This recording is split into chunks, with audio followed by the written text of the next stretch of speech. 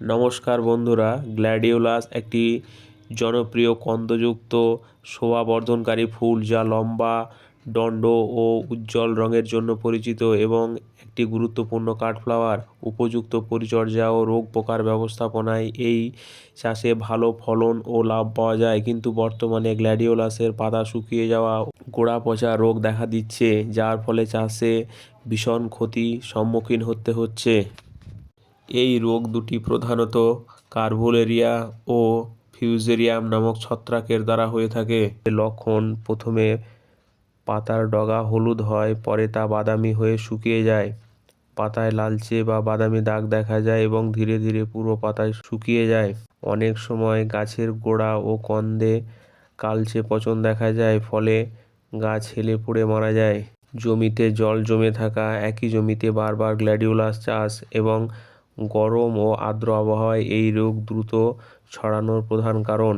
রোগ নিয়ন্ত্রণের জন্য যেগুলো করতে হবে: প্রথমে জমিতে সঠিক জল নিষ্কাশন ও সেচ ব্যবস্থা নিশ্চিত করতে হবে। গোড়ায় ড্রেঞ্চিং করা অত্যন্ত জরুরি। থায়োফেনেট মিথাইল বা কার্বনডাজিম 2 গ্রাম প্রতি লিটার জলে গুলে গাছের গোড়ায় দিতে হবে 7 দিন অন্তর।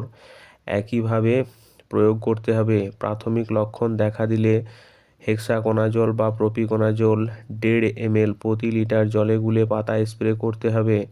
আক্রমণ বেশি হলে ট্যাবুকোনাজোল বা ট্রাইফ্লুক্সোস্ট্রোবিন, যেটা ন্যাটিভো নামে পরিচিত, 1 গ্রাম, অ্যাজোস্ট্রোস্ট্রোবিন প্লাস ট্যাবুকোনাজোল, যেটা কাস্টোডিয়া নামে পরিচিত, 1.5 ml প্রতি লিটার জলে গুলে স্প্রে করুন। ভবিষ্যতে রোগ এড়াতে কন্দ শোধন অবশ্যই করবেন। ম্যানকোজেব 2 গ্রাম প্রতি লিটার জলে গুলে 30 মিনিট কন্দকগুলোকে ভিজিয়ে রাখতে হবে এবং ছায়ায় শুকিয়ে তা রোপণ করতে হবে। মাটির স্বাস্থ্য ভালো রাখতে জৈব কম্পোস্ট সারের সঙ্গে ট্রাইকোডার্মা ব্যবহার করুন। একই জমিতে বারবার গ্ল্যাডিওলাস চাষ এড়িয়ে চলুন। সময় মতো সঠিক ব্যবস্থা নিলে এই মারাত্মক রোগ সহজেই নিয়ন্ত্রণ করা সম্ভব। ধন্যবাদ সবাইকে। ভিডিওটি ভালো লাগলে লাইক, শেয়ার ও চ্যানেলটি সাবস্ক্রাইব করতে ভুলবেন না।